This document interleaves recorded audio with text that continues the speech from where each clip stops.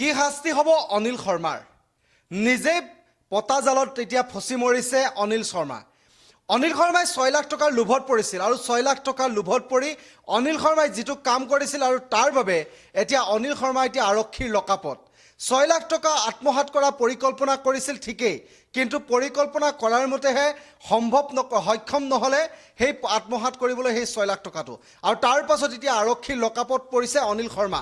অনিল শৰ্মাই ইউনাইটেড বেংকত আচলতে ধন জমা দিবলৈ গৈছিল। ইউনাইটেড বেংকৰ এটিএমত তেওঁ ধন জমা দিবলৈ গৈছিল এটা ব্যৱসায়িক প্ৰতিষ্ঠানৰ প্ৰায় 6 লাখ টকা, আৰু 6 লাখ টকাটো জমা দিবলৈ গৈ তেওঁ হাতৰ পৰা চোৰে লুটি লৈ গ'ল, ডকাইতে লুটি লৈ গ'ল বুলি কৈছিলে। জলকীয়া গুৰি মাৰি ডকাইতে লুটি লৈ যোৱা বুলি তেওঁ কৈ আছিল আৰু আৰক্ষীক জনাইছিল যে এটিএমত প্ৰৱেশ কৰিছিল ডকাইতৰ দল, আৰু ডকাইতৰ দলে জলকীয়া গুৰি মাৰিছে আৰু জলকীয়া গুৰি মাৰি সেই 6 লাখ টকা লৈ উঠাই হৈছিল। আৰক্ষীয়ে চিন্তিত হৈছিল, আৰক্ষীয়ে CCTV সংগ্ৰহ কৰিছিল, CCTV সংগ্ৰহ কৰি সমগ্ৰ ঘটনাৰ প্ৰক্ৰিয়া তদন্ত কৰিছিল। তাৰ পাছত অনিল শৰ্মাৰ যি কাণ্ড, সেই কাণ্ড দেখি আচৰিত হ'ল আৰক্ষীয়ে অনিল শৰ্মাৰ যেতিয়া এটিএমলৈ অহা যোৱা কৰাৰ যি দৃশ্য, সেই দৃশ্যতে সন্দেহ উপজিছিল আৰক্ষীয়ে অনিল শৰ্মাকে জেৰা কৰিবলৈ আৰম্ভ কৰিলে। 6 লাখ টকা সঁচাকৈ অনিল শৰ্মাই জমা দিবলৈ আনিছিল নে ব্যৱসায়িক প্ৰতিষ্ঠান এটা 2 বছৰ ধৰি কাম কৰিছিল, ফাঁচি বজাৰ এটা ব্যৱসায়িক প্ৰতিষ্ঠানত কাম কৰা মালিকৰ একেবাৰে ঘনিষ্ঠ হৈ পৰা, বিশ্বাসী হৈ পৰা অনিল শৰ্মা এতিয়া যি কাণ্ড অনিল শৰ্মাই কৰিছিল, সেই কাণ্ড শুনিলে আপুনিও আচৰিত হ'ব, আৰু মানুহ বিশ্বাস কৰিবলৈ আচলতে কিমান কঠিন তাকে আপুনি ভাবিবলৈ বাধ্য হ'ব। অনিল শৰ্মাই সেই ব্যৱসায়িক প্ৰতিষ্ঠানখনৰ স্বত্বাধিকাৰীৰ লগত ইমানেই ঘনিষ্ঠ হৈছিল যে স্বত্বাধিকাৰীয়ে তেওঁক আচলতে কোনো কথাতে সন্দেহ কৰা নাছিল, আৰু অনিল শৰ্মাক সেই ব্যৱসায়িক প্ৰতিষ্ঠানৰ উপাৰ্জিত দিনৰ যি ব্যৱসায়িক প্ৰতিষ্ঠানৰ যি দৈনিক টকা আছিল, সেই টকা থ'বলৈ এটিএমলৈ অনিল শৰ্মাক পঠাবলৈ লৈছিল, আৰু তাৰ পাছত সুযোগ বিচাৰি আছিল, পৰিকল্পনা কৰিছিল কেনেদৰে এই ব্যৱসায়িক প্ৰতিষ্ঠানত তেওঁক জমা দিবলৈ দিয়া ধন তেওঁ আত্মহাত কৰিব পাৰে। কালিৰ দিনটোত অনিল শৰ্মাৰ ভাগ্য ফুলিছিল, 6 লাখ টকা দিছিল ব্যৱসায়িক প্ৰতিষ্ঠানৰ স্বত্বাধিকাৰীয়ে জমা দিবলৈ, আৰু তাৰ পাছতে অনিল শৰ্মাই পৰিকল্পনা কৰিছিল যে এই 6 লাখ টকা আত্মহাত কৰিব লাগে। 6 লাখ টকা আত্মহাত কৰাৰ পৰিকল্পনাৰে তেওঁ 6 লাখ টকাটো নিজৰ ঘৰত বামুণী মৈদামৰ ঘৰৰ চাৰ্ডত থৈ আহিছিল, আৰু তাৰ পাছতে এটা পৰিকল্পনা ৰচিছিল, এটিএমলৈ সোমাইছিল, আৰু এটিএমত সোমাই তেওঁ নিজেই জলকীয়া গুৰি মাৰি তাৰ পাছত ডকাইতৰ দৰে সেই জলকীয়া গুৰি মাৰি ধন লুটি লৈ যোৱা বুলি থানাক জনাইছিল। আৰক্ষী আহিছিল, আৰক্ষীয়ে উপস্থিত হৈছিল, আৰু গোটেই ঘটনা তদন্ত কৰিছিল আৰক্ষীয়ে। অনিল শৰ্মা এনে কাণ্ডত এতিয়া চৌদিশে এতিয়া চৰ্চাৰ বিষয় হৈ পৰিছে। অনিল শৰ্মাই এই কাণ্ড আচলতে প্ৰতিগৰাকী লোককে অবিশ্বাসী কৰিবলৈ, এতিয়া বিশ্বাসত আচলতে ল'বলৈ টান কৰি পেলাইছে। কেনেদৰে এগৰাকী ব্যৱসায়িক প্ৰতিষ্ঠানৰ স্বত্বাধিকাৰীয়ে ইমান বিশ্বাস কৰিছিল অনিল শৰ্মাক যে অনিল শৰ্মাই এনে কাণ্ড কৰিব বুলি কেতিয়াও ভবা নাছিল। আমি দৃশ্যটো দেখুৱাইছোঁ, কালিৰ দিনটো এয়া দৃশ্য আছিল ইউনিয়ন বেংকৰ যিটো এটিএম, আৰু সেই এটিএমৰ দৃশ্য দেখুৱাইছোঁ।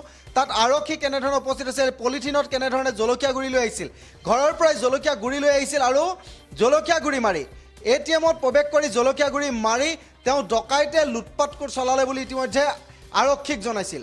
কিন্তু গোটেই ঘটনা যেতিয়া CCTV ফুটেজ সংগ্ৰহ কৰিছিল আৰক্ষীয়ে, আৰু CCTVত যেতিয়া দৃশ্য চাইছিল, তাৰ পাছত আৰক্ষী সন্দেহ উপজিল, আৰু আৰক্ষীয়ে অনিল শৰ্মাকে জেৰা অব্যাহত কৰিলে, আৰু অনিল শৰ্মাই এনেধৰণৰ কাণ্ডক লৈ এতিয়া আৰক্ষীও তবত মানিছে। আচলতে অনিল শৰ্মাই 6 লাখ টকা লোভত পৰি এনে কাণ্ড কিয় সংঘটিত কৰিছিল তাক লৈ ইতিমধ্যে চৰ্চাৰ বিষয় হৈ পৰিছে।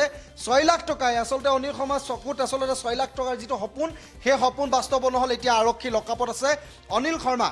আৰু কালিৰ দিনটোত আৰক্ষীয়ে কি কৈছিল, আমি আৰক্ষী কিছু ভাষ্য আছে, সেই ভাষ্য শুনাব বিচাৰিম। এইটোৱে আছিল ইউনিয়ন বেংকৰ এটিএম, যিটো এটিএমত তেওঁক টকা থ'বলৈ যাবলৈ দিছিল, আৰু টকা থ'বলৈ গৈ অনিল শৰ্মাই এনে কাণ্ড কৰিছিল। কালি আৰক্ষীৰ কি ভাষ্য আছে, আৰক্ষী ভাষ্য শুনাব বিচাৰিছোঁ। আমি খবৰ পাইছিলোঁ ইয়াতে যিটো এটিএম আছে, ইণ্ডিয়ান বেংকৰ এটিএম, ইয়াতে চিৰতীয়া মেটেলছ যিটো দোকানৰ কৰ্মচাৰী আহিছিলে ইয়াতে পইচা লৈ পেলাই, আৰু অনুমান তেওঁ কৈছে 6 লাখ বুলি। তাতে আহিলোঁ, আমি গোটেই বস্তু চালোঁ, ভিতৰত সোমাই পেলাই তাৰ পিছফালে কোনোবা সোমালে বুলি ক'লে, তাৰপিছতে জলকীয়া গুৰি ছটিয়াই পেলাই বেগটো কাঢ়ি লৈ যোৱা বুলি ৰিপৰ্টিং কৰিছে। আমি এতিয়ালৈকে তদন্তত আমি দেখিলোঁ গোটেই যোন কমপ্লেইনাৰ তেওঁৰ এক্টিভিটিটো অলপমান ছাছপিচিয়াছ। অধিক তথ্য আমি সংগ্ৰহ কৰি আছোঁ, আৰু অতি সোনকালে আমি গোটেই কালপ্ৰিট আৰু গেংটো আমি কৰায়ত্ব কৰিবলৈ সক্ষম হওঁ। আমি খবৰ পাইছিলোঁ ইয়াতে যিটো ATM আছে, ইণ্ডিয়ান বেংকৰ ATM, ইয়াতে চিৰতীয়া মেটেলছ নামৰ যিটো দোকানৰ কৰ্মচাৰী আহিছিলে ইয়াতে পইচা লৈ পেলাই, আৰু অনুমান তেওঁ কৈছে 6 লাখ বুলি।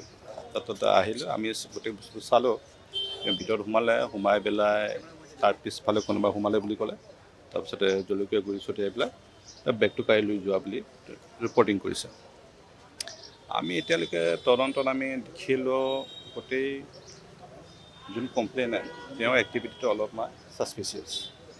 অধিক তথ্য আমি সংগ্ৰহ কৰি আছোঁ আৰু অতি সোনকালে আমি গোটেই কালপ্ৰিট আৰু গেং।